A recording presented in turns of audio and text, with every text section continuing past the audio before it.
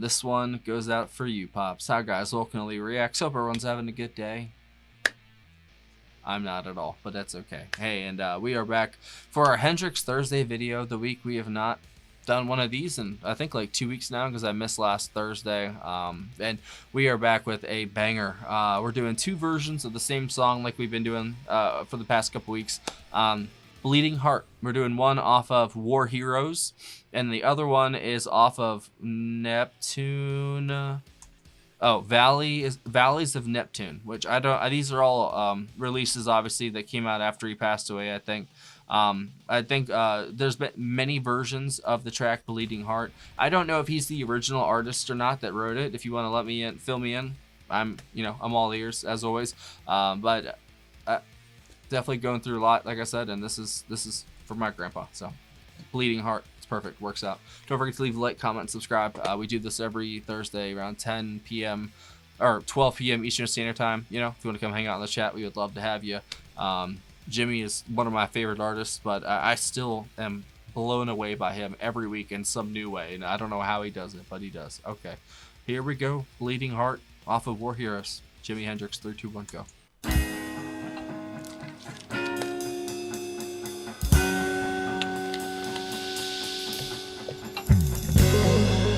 South Saturn Delta as well. I don't know if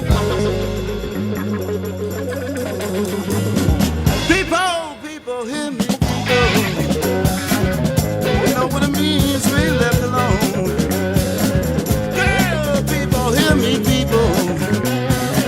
Do you know what it means to be left alone? It's not okay. Elmore James. Okay.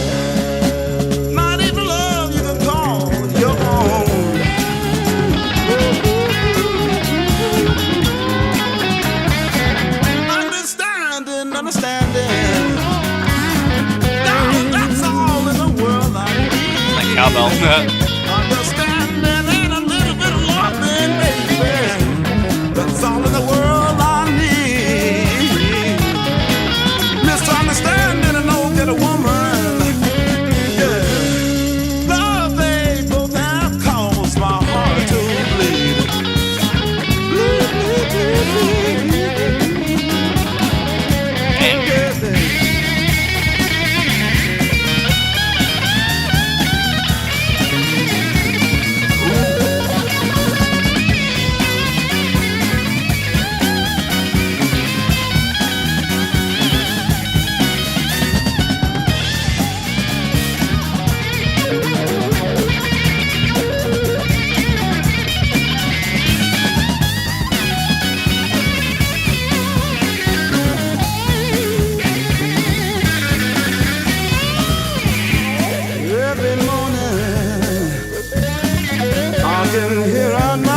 I'm guessing that's Mitch. I don't know.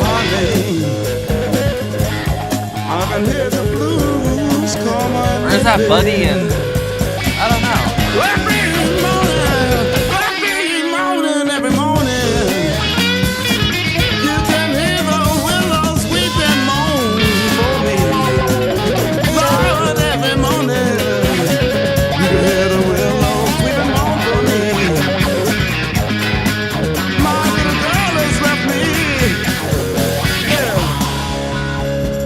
That's what caused my heart to bleed. That's all that caused my heart to bleed. Bleeding heart. Lord, it's too bad you got a part. Lord, baby. Please come back home to me. That was a sick fill.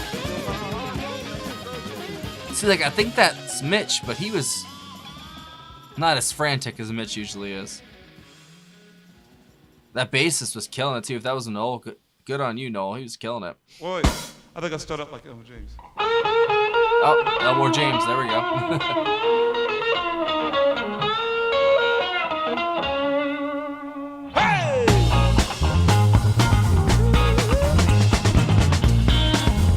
Apparently this is one of Elmore James' best songs, too.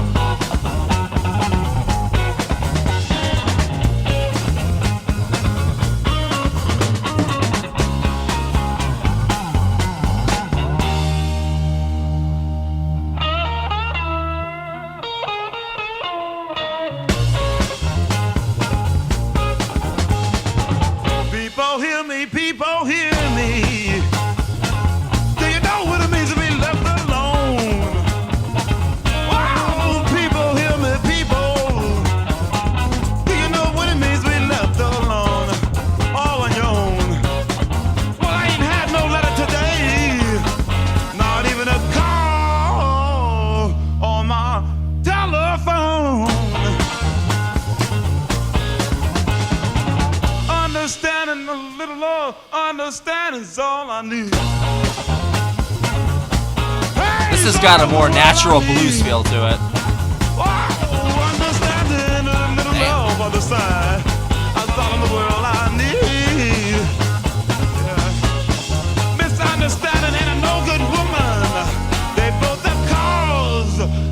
have caused my heart to bleed.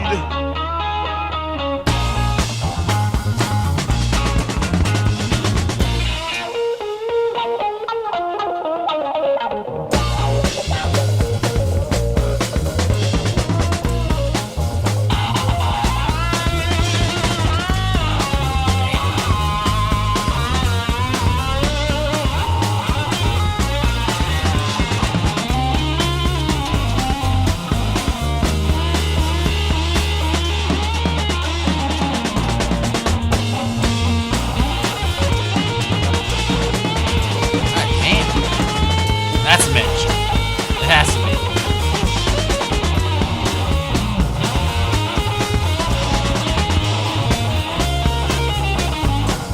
Oh.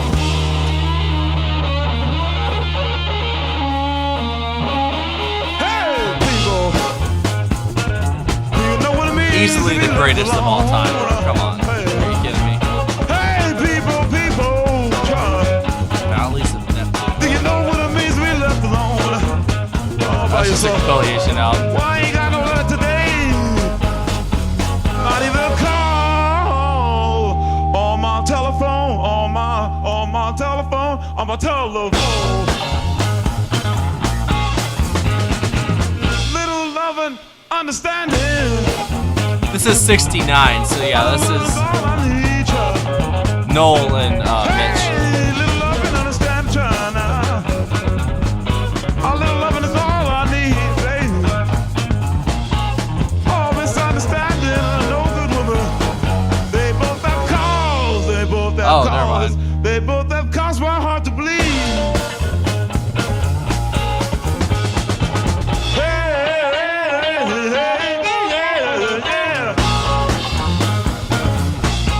Oh, it's Billy Cox.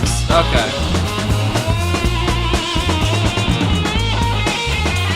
Rocky Isaac. Damn, he's good, bro.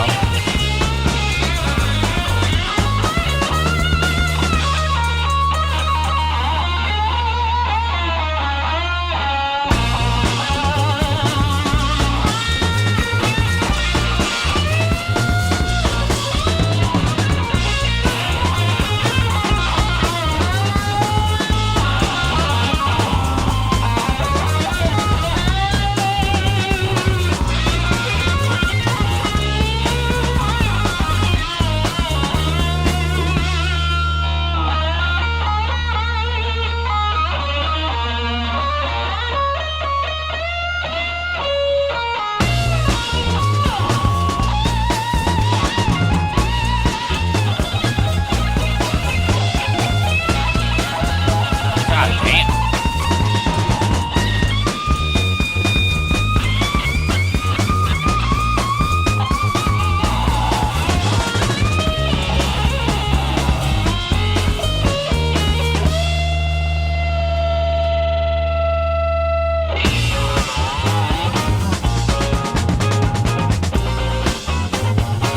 Oh.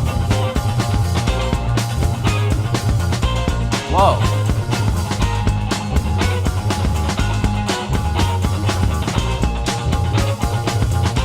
That's a new one.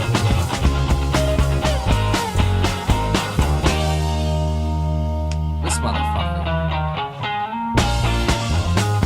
Always puts the best up at the end.